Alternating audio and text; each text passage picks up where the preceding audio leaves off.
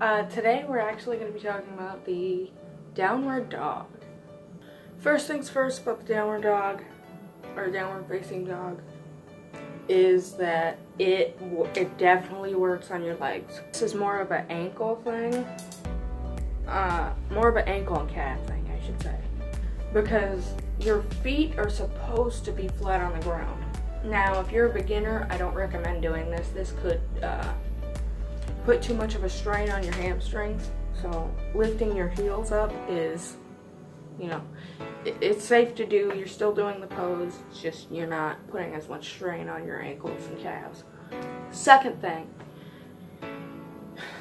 because you are like this, and obviously you're bent over, you are working on your posture. You're also opening up your chest a little bit.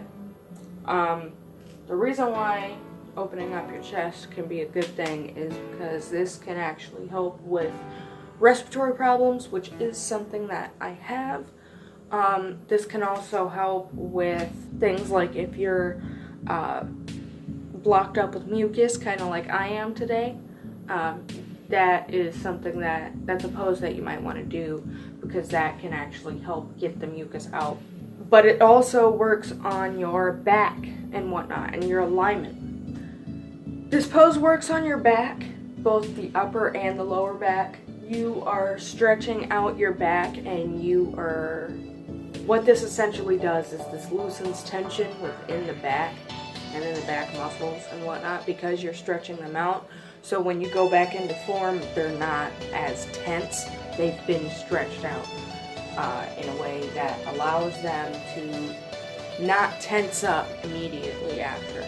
Another thing that this works on is the glutes. It works on the glutes because obviously you're bent over and you were staying in that position. Not just that, but glutes is typically where your body tightens up the most when it comes to this position. It's typically the glutes. This doesn't work on the abs as much, but it does sort of work on the abs. When it comes to the abdomen and the core and whatnot,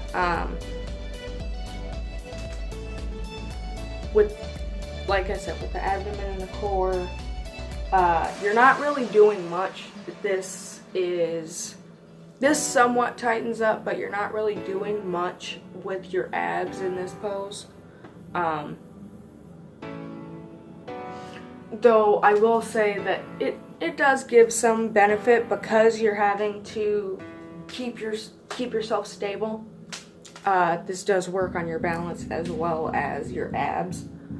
Whenever something is involved in balance, it usually has some benefit for the abs. If you're a beginner, this is really going to work on your abs more than if you would be an intermediate yogi.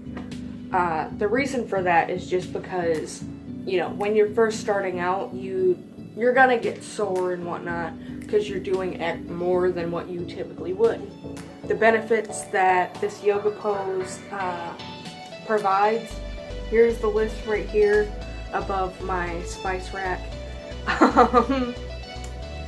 And this also works on the wrists too. So for somebody like me that has arthritis and whatnot, this can actually help a little bit because it actually helps to stretch out the muscles in your wrists as well. And so it can help to basically loosen that tension. That was it for this one, guys. Hope you liked it.